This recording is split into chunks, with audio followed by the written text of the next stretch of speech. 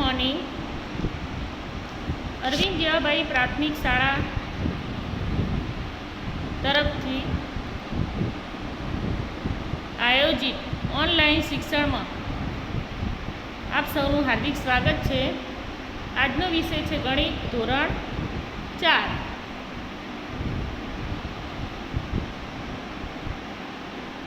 આજનો ટોપિક છે સંખ્યા જ્ઞાન.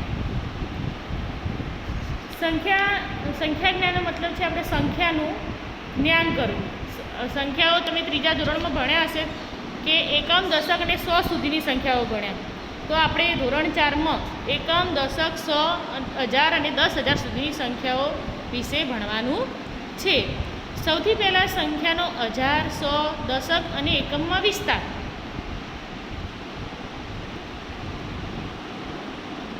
4321 4 અંકની સંખ્યાઓ છે. 4 અંકની સંખ્યાનો વિસ્તાર કરીએ એટલે જે 4 અંક છે એને કહેવાય 1000, 300, 2 દશક અને 1 એકમ. 1 એકમ, 2 દશક એટલે 10 10 2 વખત, 300 એટલે 100 100 3 વખત, 4000 એટલે 1000 1000 4 વખત, 4321 અને 21. અહીંયા જો સરવાળો કરેલો છે, વિસ્તારથી સંખ્યા લખેલી એનો સરવાળો કરેલો છે. બીજી સંખ્યા લઈએ 5020. 5020માં 5 એ 1000ના સ્થાનમાં છે, 0 100ના સ્થાનમાં, દશકના સ્થાનમાં 2 અને એકમના સ્થાનમાં 0. એટલે 5000, 0 100 છે, દશક 2 છે એટલે 20 વત્તા 0 એકમ એટલે 5020. હવે સંખ્યાની સમજ આપણે મણકા ઘોડી દ્વારા સમજીએ. મણકા ઘોડીમાં તમે જોઈ શકો છો કે એકમના સ્થાને 1 છે એટલે 1 મણકો અંદર પરોવેલો છે. દશકના સ્થાનમાં 4 છે, 4 મણકા છે. 100ના સ્થાનમાં 5 મણકા છે એટલે 500. 1000ના સ્થાનમાં 3 મણકા છે એટલે 3000. તો આ સંખ્યા કઈ બની કહેવાય? 3541. હવે દરેકની સ્થાન કિંમત જોઈએ તો 3541માં 3ની સ્થાન કિંમત 3000 થાય, કારણ કે 3 એ 1000ના સ્થાનમાં છે. 5 એ 100ના સ્થાનમાં છે એટલે 5ની કિંમત થાય 500. 4 એ દશકના સ્થાનમાં છે એટલે 4ની સ્થાન કિંમત થાય 40. 4 દશક એટલે 40 અને એકમના સ્થાનમાં 1 છે એટલે એની સ્થાન કિંમત થાય 1.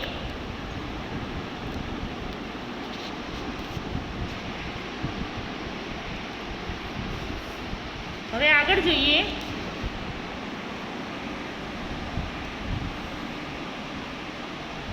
તરત પછીની સંખ્યાઓ.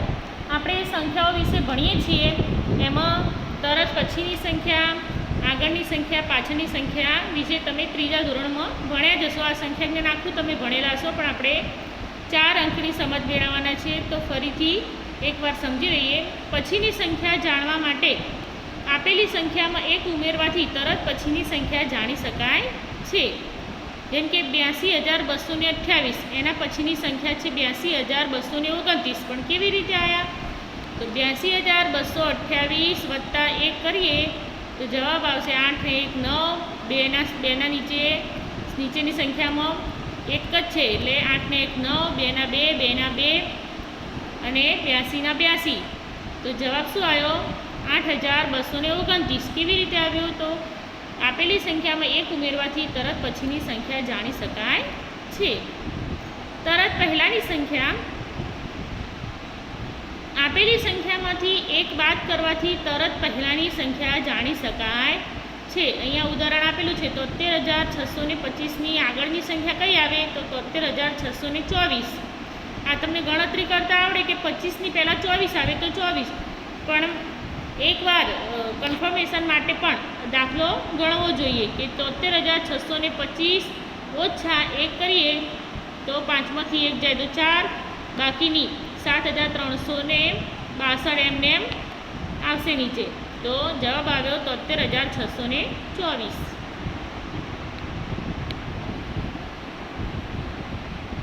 હવે છે વચ્ચેની સંખ્યા. આપણે ઉપરની સ્લાઇડમાં જોયું કે પહેલાંની સંખ્યા અને પાછળની સંખ્યા કેવી રીતે શોધવી. તો વચ્ચેની સંખ્યા આવે વચ્ચેની સંખ્યામાં પહેલી જે સંખ્યા છે એની પાછળની શોધવી હોય તો પછીની સંખ્યા પ્રમાણે ગણતરી કરવી, અને પાછળની ત્રીજા નંબરની સંખ્યા છે એની પહેલાંની શોધીએ તો પણ વચ્ચેની સંખ્યા મળી જાય છે. અહીંયા 56,227 અને 56,229ની વચ્ચેની સંખ્યા છે 56,228. એનો મતલબ કે 56,227માં એક ઉમેરી દેવા કાં તો 56,229માંથી એક બાદ કરી દેવા તો વચ્ચેની સંખ્યા મળી જાય છે. સંખ્યાઓનો ચડતો ક્રમ. ચડતો ક્રમ એટલે આપણે જેમ સીડીના પગથિયા ચડીએ તો પગથિયા ચડવા માટે હંમેશા પહેલું પગથિયું, પછી એના પછી બીજું પગથિયું, ત્રીજું પગથિયું, જેમ જેમ આપણે સીડી ચડીએ છીએ એમ પગથિયાની સંખ્યા કેવી થાય? વધતી જાય. સૌથી પહેલાં 1 રહે, 1થી મોટા 2, 2થી મોટા 3, 3થી મોટા 4. તો અહીંયા સંખ્યાઓમાં પણ એવી જ કરવાનું છે કે આપેલી સંખ્યાઓમાંથી સૌથી નાની સંખ્યા પહેલાં લખવી, પછી બાકી રહેતી સંખ્યાઓમાંથી સૌથી નાની સંખ્યા બીજા ક્રમે લખીએ, અને આવી રીતે ગોઠવણી કરતા રહેવાથી સંખ્યાઓનો ચડતો ક્રમ મેળવી શકાય છે. સંખ્યાઓનો ચડતો ક્રમ પહેલાં સૌથી નાની સંખ્યા, પછી એનાથી મોટી, એનાથી મોટી, એનાથી મોટી, એવી રીતે સંખ્યાઓ ચડતા ક્રમમાં લખી શકાય છે. અહીંયા એક ઉદાહરણ આપેલું છે 5,432, 7,869 અને 1,999. હવે આ ત્રણેય સંખ્યાઓમાં હંમેશા નાની સંખ્યા કઈ એ શોધવા માટે આપણે પહેલો અંક જોવાનો. અહીંયા 1000 સુધીની સંખ્યાઓ છે તો આપણે 1000નો અંક જોઈશું કે 1000ના અંકમાં પહેલી સંખ્યામાં 5 છે, બીજી સંખ્યામાં 7 છે, ત્રીજી સંખ્યામાં 1 છે. પહેલો અંક જેનો મોટો એ સંખ્યા મોટી અને પહેલો અંક જેનો નાનો એ સંખ્યા નાની. અહીંયા સૌથી નાના 1 છે તો પહેલાં આવશે 1,999. એનાથી મોટી છે 5 તો 5,432 અને એનાથી મોટા છે 7 તો 7,869 ત્રીજા નંબરે આવશે. આ રીતે આપણે સંખ્યાઓ ચડતા ક્રમમાં ગોઠવી શકીએ છીએ. સંખ્યાઓનો ઉતરતો ક્રમ. જેમ ચડતો ક્રમ ગોઠવીએ એટલે પહેલાં નાની સંખ્યા આવે એવી રીતે ઉતરતા ક્રમમાં સૌથી પહેલાં 10 પગથિયા હોય તો 10મા નંબરનું ઉતરીએ, પછી 9મા નંબરનું, 8મા નંબરનું, એમ જેમ જેમ પગથિયા ઉતરતા જઈએ એમ પગથિયાની સંખ્યા કેવી થતી જાય? ઓછી થતી જાય. તો સંખ્યાઓ ઉતરતા ક્રમમાં પણ એવી રીતે કે સૌથી પહેલાં આપેલી સંખ્યાઓમાંથી મોટી સંખ્યા લખવી, પછી બાકી રહેતી સંખ્યાઓમાંથી સૌથી મોટી લખવી, અને આ રીતે સૌથી મોટી, પછી એનાથી મોટી, પછી એનાથી નાની, એનાથી નાની, એવી રીતે ગોઠવણી કરતા રહેવાથી સંખ્યાઓનો ઉતરતો ક્રમ મેળવી શકાય છે. આપણે એક ઉદાહરણ આમાં પણ લઈએ કે અહીંયા છે 5,761, 5,714 અને 5,723. આપણે સૌથી મોટી સંખ્યા શોધવાની છે.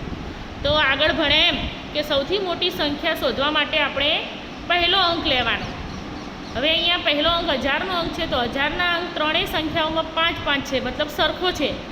તો ત્રણેય અંક સરખા હોય તો આપણે એના પછીનો 100નો અંક લઈએ. 100નો અંક અહીંયા પણ પહેલી સંખ્યામાં 7 છે, બીજી સંખ્યામાં 7 છે અને ત્રીજી સંખ્યામાં પણ 7 છે. તો પછી ત્રીજો અંક લેવાનો. ત્રીજા અંકમાં દશકના સ્થાનમાં પહેલી સંખ્યામાં 6 છે, બીજામાં 1 છે અને ત્રીજામાં 2 છે. તો સૌથી મોટો આવશે 6. તો પહેલી સંખ્યા આવશે 5,761, બીજો અંક આવશે 2 તો 5,723 અને ત્રીજો અંક આવશે 1 5,714. આ રીતે આપણે સંખ્યાઓને ઉતરતા ક્રમમાં ગોઠવી શકીએ છીએ. હવે દાખલા ગણો સરવાળા. અહીંયા 3 અંકના સરવાળા છે. સંખ્યાઓ પહેલી સંખ્યા છે એકમ, દશક, 100, 1000 અને 10,000 સુધી. બીજી છે એકમ, દશક, 100 અને 1000 સુધી, અને ત્રીજી એકમ, દશક અને 100. તો આવી રીતે ક્રમમાં ગોઠવવા માટે સૌથી પહેલાં એકમના અંકની નીચે એકમનો અંક, દશકના અંકની નીચે દશકનો અંક, 100ના અંકની નીચે 100નો અંક, 1000ના અંકની નીચે 1000 અને 10,000ની નીચે 10,000 લખીએ ગોઠવણી કરવી. ગોઠવણી કર્યા બાદ સૌથી પહેલાં એકમના અંકનો સરવાળો કરવો. અહીંયા એકમનો અંક છે 0, 4 અને 2 તો જવાબ આવશે 6. પછી દશકનો અંક 2 ને 2 4, 100નો અંક 9 ને 1 10 ને 3 13, 13માં 2 અંક બની ગયા તો 13માં 3 એકમના 3 અને વધી આવી 1. એની આગળની સંખ્યા ઉપર વધી મૂકવી. હવે વધી 1 + 5 એટલે 6, 6 ને 8 14, 14 બે સંખ્યા છે એટલે 14ના 4 વધી એની આગળની સંખ્યા પર મૂકવી. વધી પડી 1, 4 ને 1 5. જવાબ આવશે 54,346. હવે બાદબાકીમાં 9,000 - 899. તો 9,899માં 0માંથી 9 ના જાય તો આપણે એના આગળની સંખ્યા ઉપરથી દસકો લેવો પડે. દસકો એટલે ઉછીની સંખ્યા લેવાની, પણ આગળ પણ 0 છે તો હંમેશા બાદબાકીમાં યાદ રાખવાનું, જો દસકો લેવાનો હોય એ સ્થાન ઉપર 0 હોય તો એના ઉપર 9 મૂકી અને એનાથી આગળની સંખ્યા ઉપરથી દસકો લેવો. હવે અહીંયા 0 અને 0 છે તો એની આગળની 100ના સ્થાનમાંથી દસકો લેવાનો. 100ના સ્થાનમાં પણ 0 છે તો આપણે 1000ના સ્થાન ઉપર જઈશું ઉછીની સંખ્યા લેવા, અને 1000ના ઉપર 9 છે તો 9માંથી એક સંખ્યા ઉછીની લઈ દસકો લઈ એટલે 9 ઉપર વધશે 8. બાકીના વચ્ચેના બે 0 ઉપર 9 મૂકી અને દસકો લીધો 10. હવે બાદબાકી કરો. 10માંથી 9 જાય તો 1, 9માંથી 9 જાય તો 0, 9માંથી 8 જાય તો 1 અને 8ના 8. જવાબ આવશે 8101.